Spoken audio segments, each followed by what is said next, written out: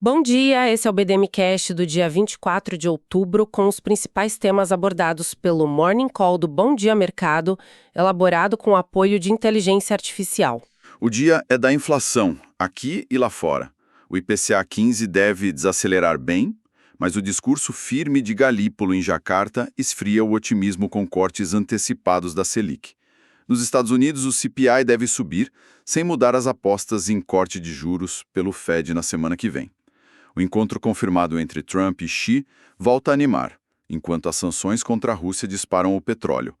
Vamos aos destaques desta sexta-feira? Bom, começando então pelo Brasil, né? Hoje tem IPCA 15 e a expectativa, pelo que as fontes indicam, é de uma boa desaceleração. É isso aí, a mediana das projeções está em 0,24%, bem menos que o 0,48% de setembro, né? Sim, uma queda considerável.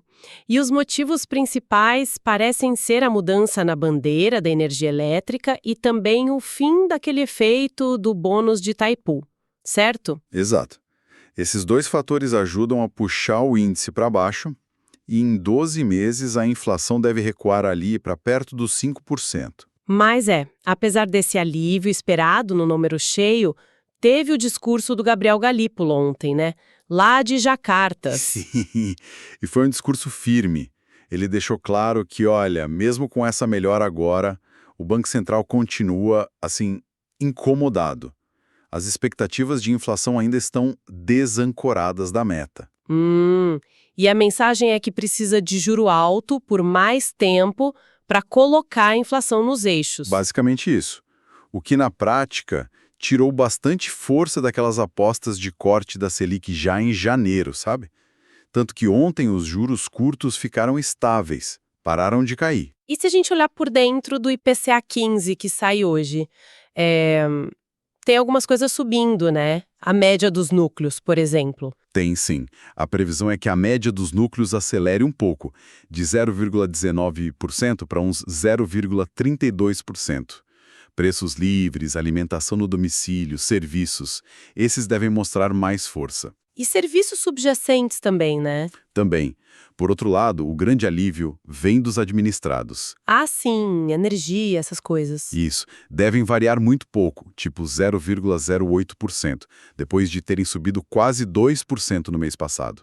E bens industriais devem ficar ali estáveis na mesma variação de antes. Então, um número geral melhor, mas com o Banco Central ainda de olho nesses núcleos e serviços. Exatamente. Mudando de assunto, vamos para fora. Estados Unidos também tem inflação hoje, o CPI de setembro. E é curioso que esse dado está saindo mesmo com a paralisação parcial do governo por lá. Verdade, é que ele é essencial para o reajuste da Seguridade Social, né? Justamente. Bom, e o consenso do mercado aponta para uma alta mensal de 0,4%, igual a de agosto. Isso levaria a taxa anual para 3,1%. E o núcleo, que tira alimentos e energia? O núcleo também. A expectativa é de 0,3% no mês e 3,1% no ano. Sobe um pouquinho em relação a agosto. E o que está puxando essa inflação lá? Tem visões diferentes, né? Tem sim. O JP Morgan e o TD Securities, por exemplo, falam do impacto das tarifas sobre produtos importados. Lembro daquela história do Trump reclamando do café brasileiro. Pois é. Já o UBS foca mais na alta da gasolina. Mas olha, o ponto importante que o Goldman Sachs destacou é que esse CPI não deve mudar os planos do Fed. Ah, então a aposta de corte de juros na semana que vem continua firme. Continua. E forte. A ferramenta lá do Semigroup mostra quase 99% de chance de corte no dia 29 de outubro e mais de 93% para outro corte em dezembro. Falando em cenário global, tivemos a confirmação daquele encontro entre Trump e Xi Jinping. Sim, confirmado para a próxima quinta-feira, lá na Coreia do Sul, durante a cúpula da APEC. Os preparativos já estão rolando. O Trump disse que espera um encontro muito bom, mas reconheceu que a situação é delicada. Isso deu uma animada nos mercados em Nova York ontem, né? Deu uma animada, sim. Dow Jones, S&P 500, Nasdaq fecharam em alta. Só que, bom, o cenário geopolítico tem outro lado bem tenso agora. Você diz as novas sanções contra a Rússia? Exatamente. Estados Unidos e União Europeia apertaram o cerco contra o setor de energia russo. Empresas como Rosneft, Lukoil, o objetivo é pressionar Moscou a negociar sobre a Ucrânia. E qual foi o impacto imediato disso? Petróleo Brent disparou mais de 5%, passou dos $65 o barril. E também vimos uma busca maior por ouro, por segurança. E a Rússia? Como reagiu? O Putin tentou minimizar o impacto econômico, mas, claro, chamou as sanções de ato hostil. Ele até sinalizou que topa conversar com os americanos, mas também avisou que pode ter resposta séria se a coisa escalar. Enquanto isso, Trump começa a viagem pela Ásia. Malásia, Japão, Coreia do Sul, mas nada de encontro com o Lula em Kuala Lumpur, mencionado pela Casa Branca, né? Não foi mencionado. E tudo isso, claro, mexe com os nossos mercados aqui. Sim, como vimos ontem.